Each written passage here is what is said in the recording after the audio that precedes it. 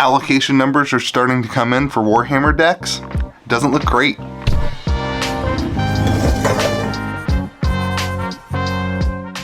Well, what's up everyone? Welcome back to Kitchen Table TCG. My name's Louie. I hope you're having yourself a fantastic day. You know, recently Wizards of the Coast released the Warhammer 40k Commander decks that are coming out for Magic the Gathering, and it's been a pretty big point of contention in the community. Some people don't want Warhammer in the Magic the Gathering world. Some people think the deck lists are really powerful. Some people think they're not very strong.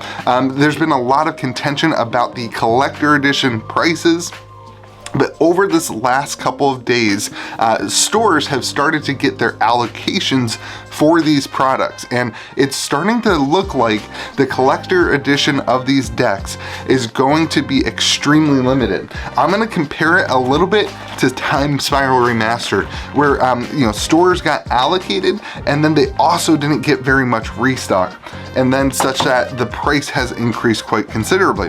Now I think that this is going to be a very interesting how it all shakes out, because the regular non-foil, non-collector versions of these cards, the regular decks, don't seem to be allocated very much. So it's going to be really interesting to see what kind of premium the collector box actually holds. It's already at an extreme markup to stores. The store price is already very, very high compared to the non-foil versions.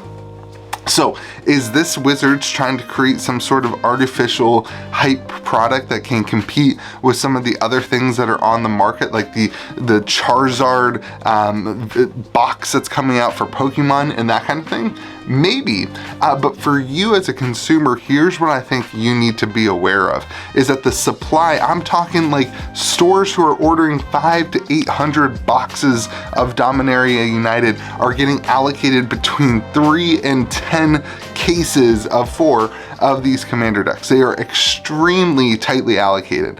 Meanwhile, again, the regular version not allocated at all. So if you are somebody who invests in sealed product, this is not financial advice, but I would, instead of putting my money towards a large number of the regular ones, I would put my money towards the collector versions if you are interested in this product. I also want to warn you that these could get reprinted. These could pop up. They could be a short supply for 3 to 4 months, and then they get a reprint. Stores are being dripped to some Time Spiral Remastered, but the majority of the Time Spiral Remastered product actually went to like Amazon, and that's another thing I definitely think could be happening with these Warhammer decks as they lean into this Universes Beyond, and maybe one of their ideas is that more people will purchase them on Amazon as a result. I think we saw that happen a little bit with Time Spiral Remastered, where your store couldn't get more product, so then you went to Amazon, where Wizards is able to make much more money. So I definitely think that could happen, and then they can control their price point a little bit too on Amazon. But just so you know, the collector decks are extremely low supply on release. The allocations for release week are extremely low supply, and it's definitely something to keep in mind if you plan to get that product. If you were like sitting back and waiting and being like, hey, I'm gonna wait for 2 or 3 weeks to see if the prices come down, I think that that's gonna not work out super well. I think these are gonna sell out on release weekend for pretty much any store, or the store owner is gonna want to keep a set for themselves or something like that, and they might not even get. It's gonna be like those Charizard boxes where things are really, really, really in demand and really, really, really low supplied.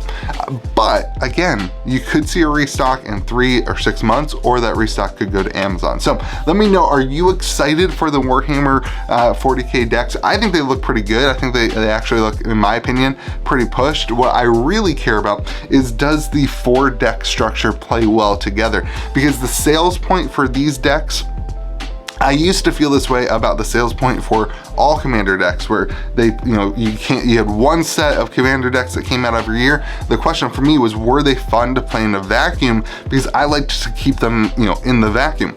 But now they release 100 commander decks a year. It's impossible to do that. So now my question is, will these Universes Beyond decks, will this new kind of structure, will these be the decks that are really fun to keep in the vacuum and play Warhammer Commander together in a vacuum, or the Lord of the Rings one?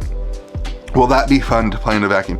I think, in my opinion, that is the most important thing for this product, and what people will be most excited. I already have a couple customers who are like, they're buying a pack of 4 of these with like groups of friends so that they have the decks to play with, and they're gonna play them in a vacuum. They're gonna keep them together. They're not just moving their singles from one deck to the other, which kind of makes sense because the reprint equity is not super strong in these.